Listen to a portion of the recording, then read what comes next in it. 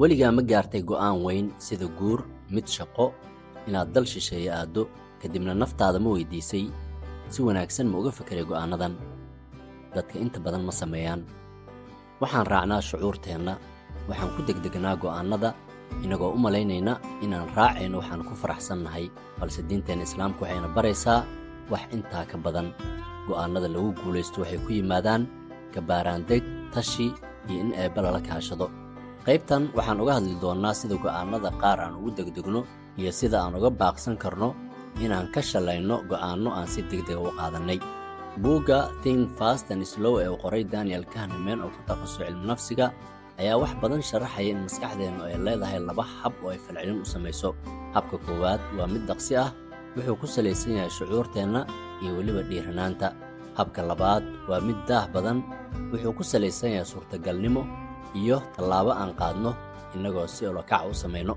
haddii aan ka eegno waxa ay diinteenna barayso, marar badan waxaad qur-aanka ku arkaysaa aayado ay ku jiraan jumladahan: miyaydan ka fakarayn, miyaydan caqli adeegsanayn, iyo kuwo kaloo badan oo dhiirigelinaya in si miirqaba oo laga fiirsaday qofku ku saleeyo go'aanadiisa halkii uu si indhala'aana u raaci lahaa dareenkiisa. qoraaga buugga Think Fast and Slow wuxuu tilmaamay 3 khiyaano ay maskaxdu isticmaasho adiga oo aan xaqiiqsan. midda koowaad ee xasho, aragtida koowaad aad maqasho aad rumaysato. tan labaad, kalsooni xad dhaaf ah, waxaad u malaynaysaa inaad og tahay waxa saxda ah. tan saddexaad, go'aan dhinac ka raran oo aad gaarto, rabitaankaaga oo aad raacdo, ama warbixintii aad heshay oo aad aaminto inay ka saxan tahay waxa dhabta ee jira. ku dhaqaaqidda go'aanada marka aad xamaasadaysan tahay badanaa waa kuwa ku salaysan wax markaa taagan sida filasho, rumaysasho, shucuur ama dareen qalbiga ah, balse dhammaantood waa kuwa ay qaybta koowaad ee maskaxdeennu jawaabo degdega u hayso marka aad damacdo inaad go'aan ka gaarto.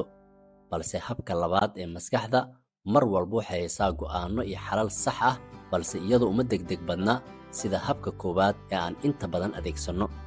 qaladaadka nolosha ee aan samayno inta badan iyo sababta aan u samayno. aan dhabta u soo daadegno. dadka qaar ayaa si degdega u guursada iyagoo iska indhitiraya waxyaabo ay ahayd inay si aada uga baaraan degaan guurka ka hor, maxaa yeelay waxay u arkaan mid sax ah. qaarkeen ayaa isaga tega shaqadooda caro darteed iyagoo aan raadin la talin, ama waxaan u guurnaa dal kale hab ku salaysan xamaasad inagoo aan baaritaan samayn. muddo kadib ayaan ka shallaynaa go'aanadaasi. maxay tahay sababta? sababta dhabta ah waa inuuna hogaaminayo dareenkeenna. waxaa macquula inaysan iska weydiin su'aalo eebbana la kaashan iyagoo tukanaya salaada istiqaarada, dadkii mudnaana aysan kala tashan.